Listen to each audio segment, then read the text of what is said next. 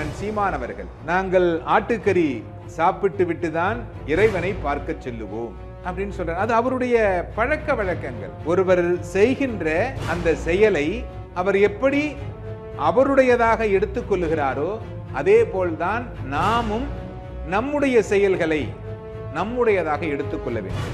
நீங்க எதை வேணாலும் சாப்பிட்டுட்டு போகலாம். ஏன்னா உங்களை நிறைய பேர் பார்த்துக்கிட்டு இருக்காங்க. அதை நீங்கள் மறந்துவிடக் கூடாது. உங்களை ஒரு தலைவராக ஏற்றுக்கொண்டு உங்களோடு ஒரு சிலர் வாழ்ந்து கொண்டிருக்கிறார்கள். அவர்களுக்கு நல்ல வழி காட்ட வேண்டும். நீங்கள் எப்படிப்பட்டவராக வேண்டுமானாலும் இருக்கலாம். அது உங்களுடைய சுதந்திரம். நீங்கள் யாருடன் கூட வேண்டுமானாலும் இருக்கலாம். அது உங்களுடைய சுதந்திரம்.